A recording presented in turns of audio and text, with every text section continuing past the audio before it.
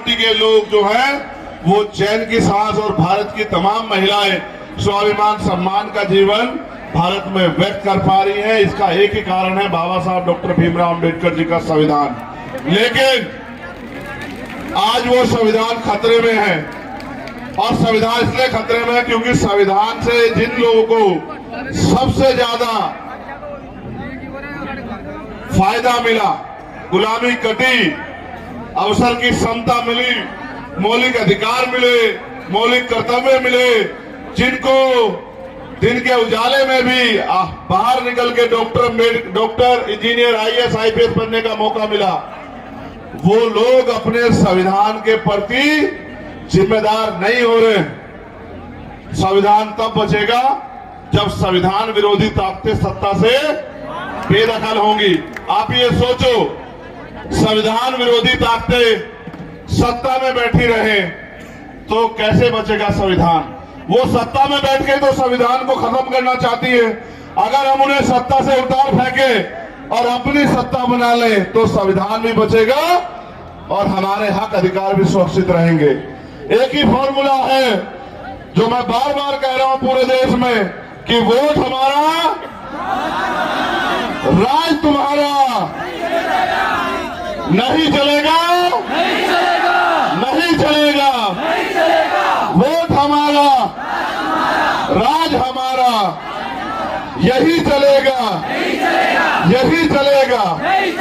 देखो, बगड़ी याद है, जितेंद्र मेघवाल याद है, इंद्र मेघवाल याद है, ओम प्रकाश अगर याद है, कार्तिक भील याद है, तोला गुजर याद है। कितनी अन्याय, कितना जुल्म, कितनी तकलीफें, कितनी लाठियां, कितना अन्याय साहब ने और किनके राज में सहा। आज की सरकार जिसके नेता हैं अशोक गहलोत साहब, और 2 अप्रैल 2018 का आंदोलन याद है या नहीं है? 17 भाइयों की शहीदी, हजारों रुपए मुकदमे, जेल, राशु का लाठिया, याद है या नहीं है? और समाज पे कुर्बान होने वाले नौजवान याद है या नहीं है? कैसे बदलेगी जिंदगी? अगर हमने गलती की उसका खामियाजा कौन भुगतेगा? अगले 5 साल अगर अन्याय, अत्याचार, जुल्म जाति सहनी है, बहन बेटियों के साथ अपमान होता देखना है, रोजगार के नाम पे छलावा देखना है, झूठ देखना है, चोर बाजारी देखनी है, भ्रष्टाचार देखना है, तो इनको जिता दो। और अगर ये सब बंद करना है तो आजाद समाज पार्टी को ताकतवर बना दो। राजस्थान, मध्य प्रदेश में फिर देखना किसी गरीब को किसी के आगे हाथ नहीं फैलाना पड़ेगा। मुख्यमंत्री जी अभी क्या योजना दे रहे हैं? आटा ले लो, चीनी ले लो, दाल ले लो, मोबाइल फोन ले लो, गैस सिलेंडर के दाम कम करा लो। कल एक पत्रकार, यहां भी पत्रकार साथी खड़े, कल एक पत्रकार ने मुझसे कहा कि मुख्यमंत्री जी इतनी अच्छी योजनाएं दे रहे हैं। मैंने उनसे पूछा कि कब से शुरू की मुख्यमंत्री जी ने ये योजना? आप मेरा मार्गदर्शन करते बता दो, कब से शुरू की पत्रकार साथियों? 2 महीना, 1.5 महीना, 1 महीना? चुनाव का कितना समय बाकी है? 2 महीने? क्या 4 साल 9 महीने राजस्थान के लोग यहां से पलायन कर गए थे क्या? क्या 4 साल 9 महीने मुख्यमंत्री जी सो रहे थे क्या? क्या 4 साल 9 महीने में जो सीएचए के साथियों ने, 3rd ग्रेड टीचर जो भाई बहन है उन्होंने, आशा आंगनबाड़ी कार्यकर्ताओं ने और जो कमजोर हक वंचित समाज के नौजवानों ने जो सहा, क्या मुख्यमंत्री तब नींद में थे क्या? चुनाव से पहले कैसे पता लगा कि गैस सिलेंडर के दाम कम होने चाहिए? चुनाव से पहले कैसे पता लगा कि आटा भी नहीं है गरीबों पे, दाल भी नहीं है, चीनी भी नहीं है, तेल भी नहीं है? कैसे पता लगा? जब चुनाव आता है तब आपकी याद आती है, चुनाव के बाद आपकी याद नहीं आती है। देखो मेरी बात पे गौर करो, ये राजस्थान है ना, और जगह तो कमरों में बैठ के पेपर लीक होते हैं, यहां बसों में बैठ के पेपर लीक होते हैं, बसों में। क्या कोई भी अपराध बिना सत्ता के संरक्षण के हो सकता है क्या? मगर याद रखो, अगर ये बुरे हैं तो इससे पहले वाले भी अच्छे नहीं हैं। आपके लिए अच्छा कौन है? आपके लिए अच्छा कौन है? आपके लिए आपको खुद की ताकत बनानी पड़ेगी मेरे लोगों, याद रखना मेरी बात को। वरना अगले 5 साल आपकी गलती की वजह से जो अन्याय अत्याचार होगा उसके जिम्मेदार हम खुद होंगे। आज आपके पास ताकत है, हर कोई आपको अपना कहेगा, हर कोई आपकी बस्ती में आएगा, हर कोई आपके पैर पकड़ेगा, हर कोई आपको इज्जत देगा। लेकिन याद रखना वो इज्जत एक दिखावा है, जैसे चुनाव जाएगा ये रिश्ता भी चला जाएगा और फिर वही होगा जो पिछले 4 साल 9 महीने आपकी खाल उतरी, आपको अपमान सहना पड़ा, रोजगार मांगा तो लाठियां मिली।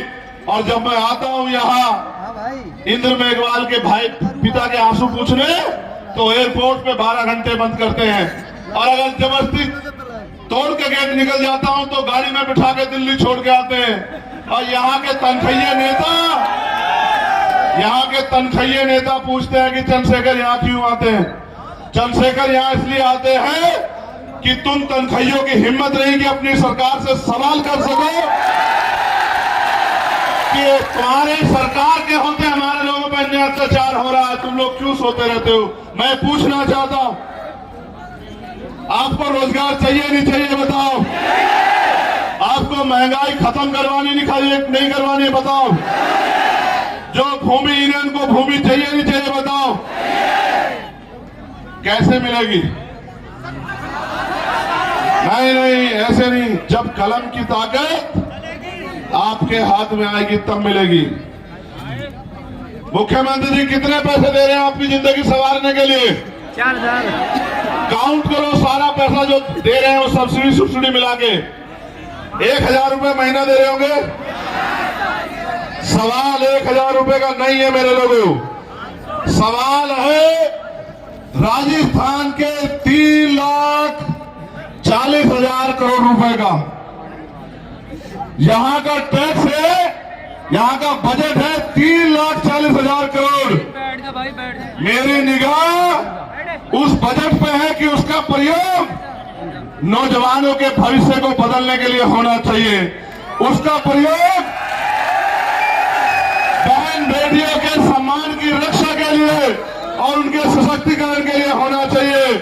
उस धन का प्रयोग आपको तरक्की दिलाने के लिए, अच्छे स्कूल खोलने के लिए, अच्छे हॉस्पिटल खोलने के लिए होना चाहिए, और उसका प्रयोग आपको पढ़ने के लिए, विदेश भेजने के लिए होना चाहिए, आपको उद्योग धंधे मिले, लोन मिले, इसके लिए होना चाहिए। लेकिन मुख्यमंत्री जी कर देंगे क्या?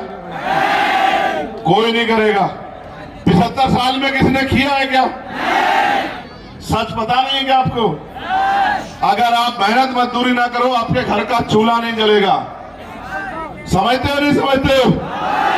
आप इतनी बड़ी संख्या में क्यों जुटे? क्योंकि आप और मेरा दर्द एक है, और आप मैं जानते हैं कि बाबा साहब अंबेडकर ने हमें वोट का अधिकार बिकने के लिए नहीं दिया था। मेरे लोगों, वोट का अधिकार हमें गुलामी से मुक्ति के लिए मिला है, और अगर वाकई में आप गुलामी की बेड़ियां काटना चाहते हो तो तैयार हो जाओ, एक कदम मेरे साथ मिलकर आगे बढ़ाओ, और 2 मौका इस बार आजाद समाज पार्टी को, और फिर देखो कोई जालिम नहीं होगा यहां जो हमारी बहन बेटियों की तरफ आंख उठा ले, ना फिर कोई घोड़ी पे बैठने पे हत्या करेगा, ना जितेंद्र मेघवाल की तरफ मूछें रखने पे हत्या करेगा, ना मटकी छूने पे हत्या करेगा, ना बहन बेटियां सुरक्षित रहेंगी। मैं आपसे यही कहना चाहता हूं, सरकार में बहुत शक्ति है, मरे हुए व्यक्ति को जिंदा करने की बजाय सारी शक्ति सरकार के पास है, और शक्ति प्राप्त करने का